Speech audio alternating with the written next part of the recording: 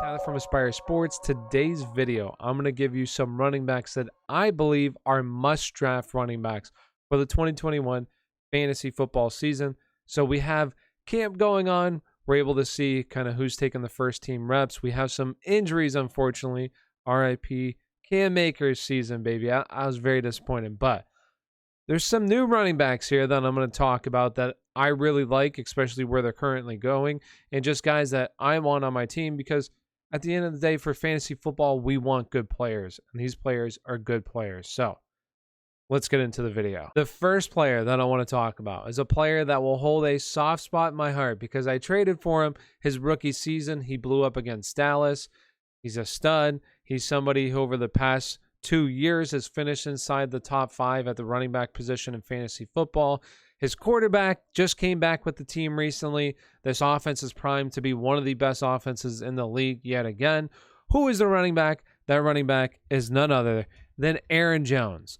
Aaron Jones reminds me of Jamaal Charles a little bit in the sense that he's just extremely efficient with his touches. He doesn't need to see 300 plus total touches to be like effective in fantasy football. He can be under that because once again, he's extremely efficient with his touches. Last year, in terms of yards per carry, was top 5. 2019, it dipped a little bit compared to his other years. I believe he was at 4.6. And then if we go back and we look at 2019 or 2018, he was top 5 yet again with 5.5. And then in 2017 was top 5 once again, 5.5. So this is a guy that, like I said, good with his touches, makes the most out of it. He sees a lot of goal line work because he's extremely good around the goal line as well, has a nose for the end zone. Now we have a guy, Jamaal Williams, the guy who is back there with him, no longer with the team, signed with the Detroit Lions, so he's not here. We're looking at a guy who last year had 119 total rushing attempts and then also had, I believe, 35 targets in the passing game. So he's leaving behind those targets. Now, we have A.J. Dillon, who's projected to be the team's number 2 running back.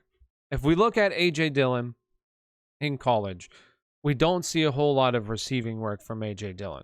He has 21 receptions throughout his 3 years. So there's not a whole lot of confidence for me for him to pick up those receiving totals that Jamaal Williams is leaving behind, which leads me to believe that we're going to see Aaron Jones take over those passing down work. And if we look at last year, we see Aaron Jones and we have Jamaal Williams here. Jamaal Williams played on close to the same amount of snaps in terms of passing down snaps that Aaron Jones did last year. I just don't see A.J. Dillon taking that work. If anything, my theory is that Aaron Jones might have a little bit less carries than what he has in the past, but he's going to see his receiving total go forward, right? I was going to say skyrocket. I don't want to say skyrocket, but it's definitely going to increase this upcoming season. And receptions for a running back, especially in like 0.5 full point PPR, are more important than rushes for a running back. So I expect his carries to dip a little bit while his receiving work goes up. So he's currently being drafted as running back number 9, I believe. Yes, running back number 9 in fantasy football. So a guy that I do believe is easily a top 10 back. And I currently, in my updated rankings, have him ranked as RB number 5. So a very good value. Somebody that I feel 100% comfortable drafting him in the first round this upcoming season.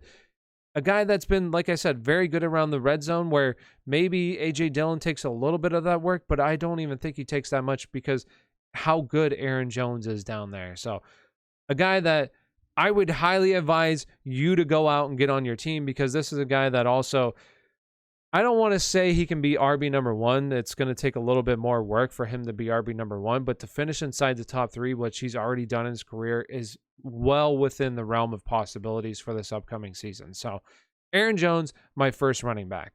The second running back I want to talk about is a running back who disappointed because the hype got way too real at draft time last year. He was being drafted way too early.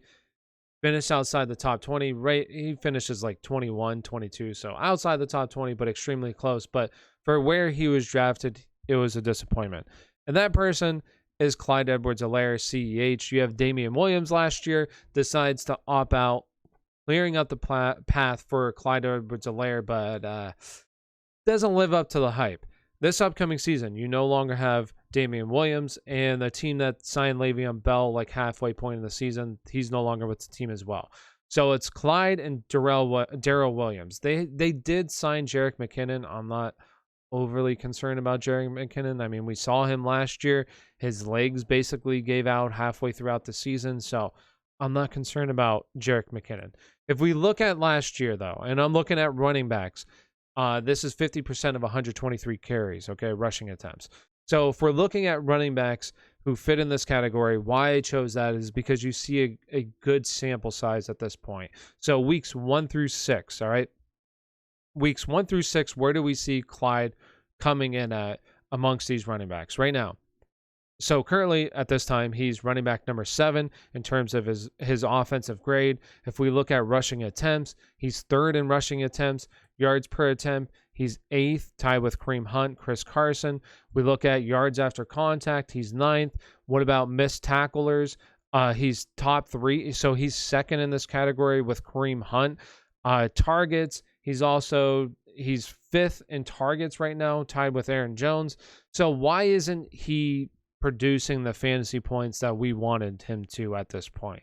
He was, I believe at this point he was 12th, so he was top 12. But obviously we expected so much more from him considering where he was being drafted. So why wasn't he really living up to the hype? Well, it's pretty easy. If you look at his red zone production, his red zone carries, his carries inside the 5-yard line, he wasn't scoring touchdowns. Rushing attempt wise, wasn't scoring touchdowns. Right here, we have 19 rushing attempts inside the red zone, which was 7th, tied with Kenyon Drake at this point. He's not scoring touchdowns, 0 touchdowns. But you look at other guys around this range, we have 1. Still guys are scoring touchdowns, but he has none. Then we look at carries inside the 5-yard line. He has 7, tied with James Conner, Todd Gurley, but has 0 touchdowns at this point. So he's just not scoring touchdowns. Now, it is a little concerning that he wasn't scoring, but something that Kansas City went out and improved upon this past offseason.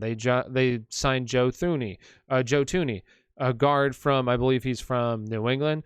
So they sign him. They bring him in. They bring Kyle Long in. They bring in Austin Blythe. They also draft 2 rookies.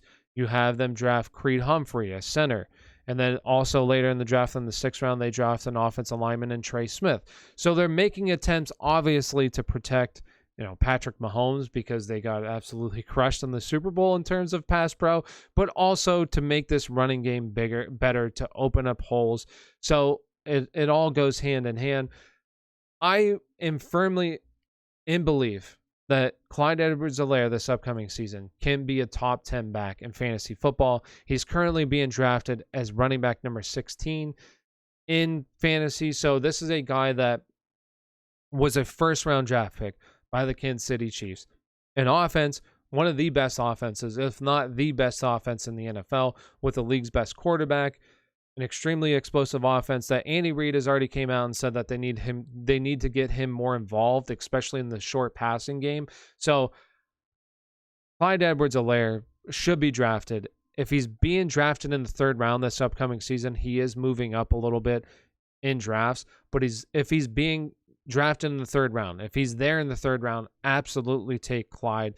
I believe he should be drafted in the 2nd round of this upcoming season. So Clyde, for me, absolute steal currently at the running back position. So Clyde Edwards-Helaire, number 2. The 3rd running back that I want to talk about is a running back who reminds me of Frank Gore, not really his play style, but in the sense that he gets no respect when all he does is produce. All right. Towards the end of Frank Gore's career, all the guy did was put up like top 20 RB numbers, but was always drafted later than that because he wasn't a sexy pick like this guy. This guy has a top 10 quarterback, an offense who just fired their offense coordinator because they weren't running the ball enough, that they weren't running the ball efficiently enough. Who is this guy?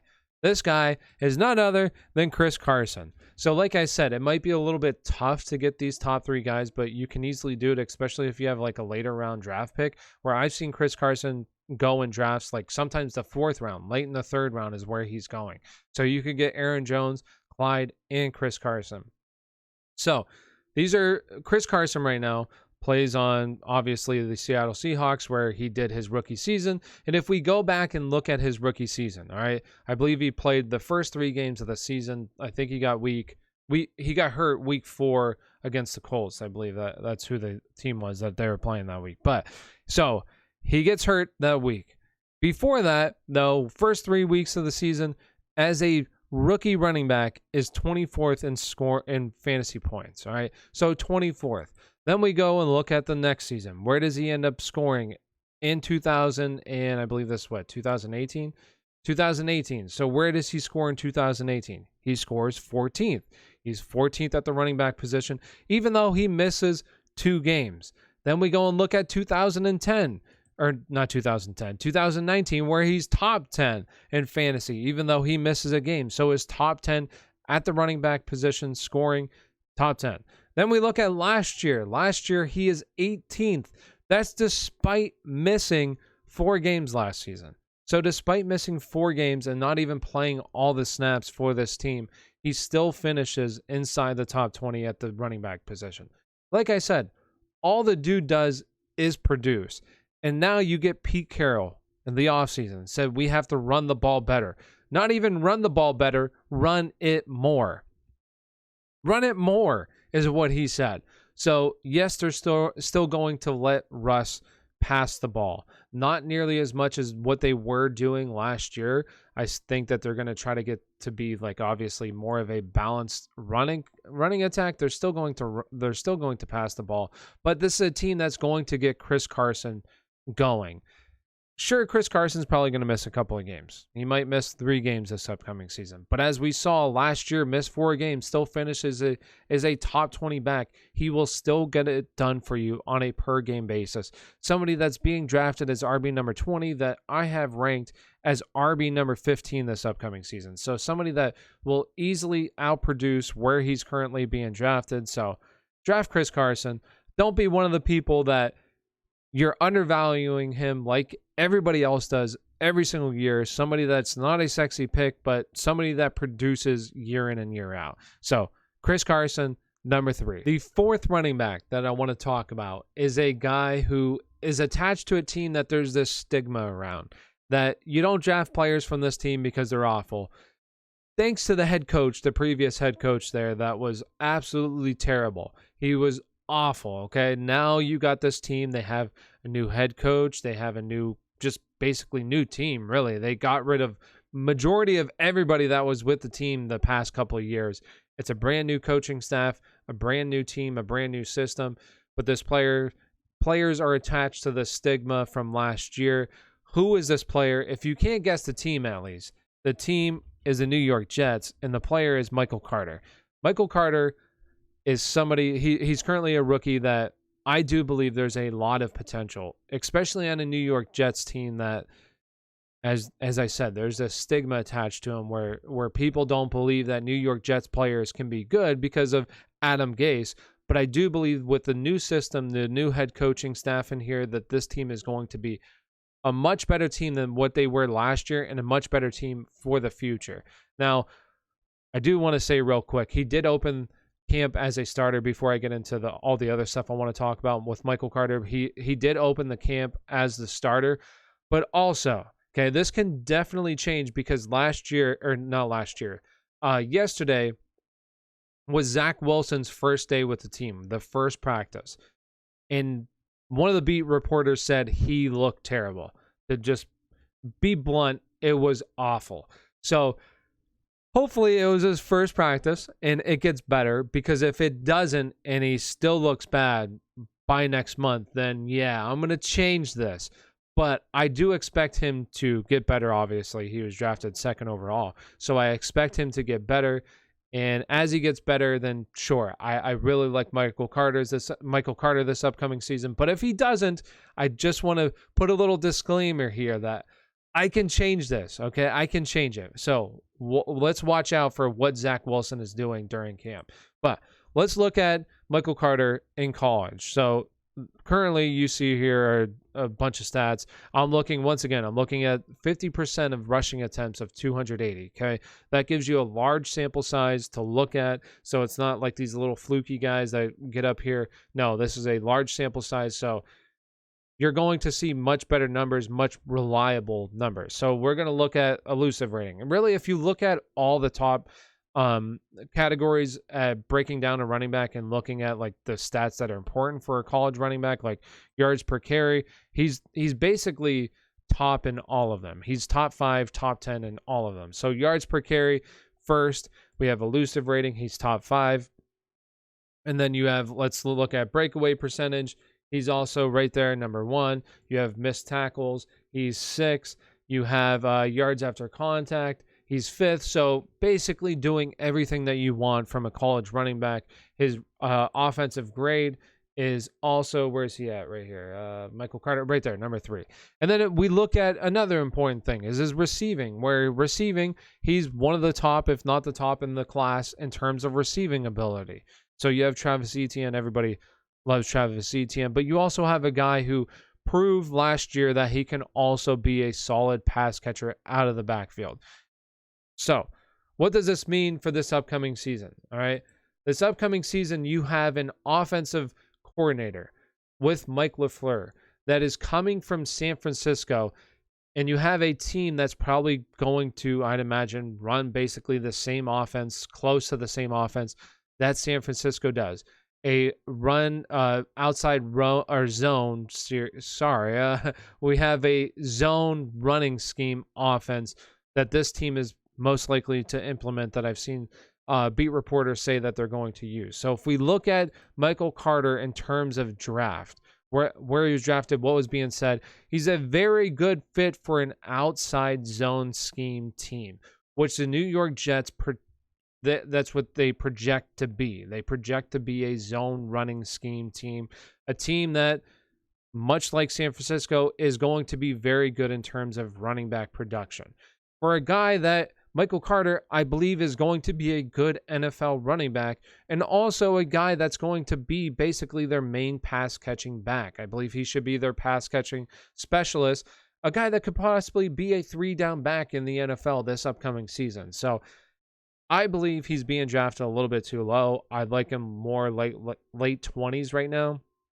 He's currently being drafted as RB number 33. So I think more late 20s is where he should be drafted. So a guy that I do believe is going to outperform his current ADP. And there's a lot of potential here, especially if Zach Wilson can be decent this upcoming season. This offensive line is also improved. You have them drafting Elijah Vera Tucker, who was one of the best offensive linemen in this draft. They also signed a couple others. So a team that was pretty bad offensively in terms of their offensive line, and offensively in general last year, but offensive line should be much improved. I don't expect them to be like a top 10, but they could be possibly middle of the pack, which is good enough for this team for Michael Carter to produce. So Michael Carter, RB number 4 for me. And the last player, RB number 5. This is not a sexy pick by any means. It's a guy who's currently going in the 13th round, and it's not like he's a guy that's going to be a backup running back. Like if somebody gets hurt, he can step in and be an absolute stud. No. This is a guy who plays on a system where last year passed the ball nearly 20% of the time to the running backs. A team that had 2 terrible running backs in terms of receiving and pass blocking. This team went out and signed this player from a different team, and he is one of the best pass blockers in the NFL, one of the better receiving backs in the NFL. Who is this player? This player is Giovanni Bernard, all right? Giovanni Bernard. Yes, like I said, it's not sexy, okay? But we're looking for a running back in this range that can definitely outproduce his ADP, and we're looking for a running back who's going to see an upside in terms of receiving ability. To me, I truly believe that Giovanni Bernard can be the James White of this offense. This is Tom Brady that we're talking about. A team who last year was top 6 in terms of passing attempts last year. Tom Brady was 2nd in the NFL last year in passing attempts. If we go back and we look at, obviously, Giovanni Bernard, he was signed by this team, so they weren't content with what they had in terms of pass catchers. And now, obviously, you can tell if we go and look at Pro Football Focus here. I've been using a lot of Pro Football Focus, and you can say what you want about it, but it is a good resource to use when it comes to looking at players that you don't really get to watch a whole lot of. So last year, in terms of pass block, we pass pro, we have Giovanni Bernard. He was fourth in the NFL last year. If we go and look at who was the worst, and these are guys who saw a minimum of 20% of 106 targets last year. If we go and we look, we see Leonard Fournette there. And where is Ronald Jones? Ronald Jones should be right there as well. Where is Ronald Jones? Right there, 15th. All right. So two guys who were not good in pass pro. Also two guys who were not very good in terms of their receiving ability. These are two guys who had 12 drops between two of them. And like I said, this is a team that passed the ball at 19%. 19% of the team's targets were going to the running back position. All right.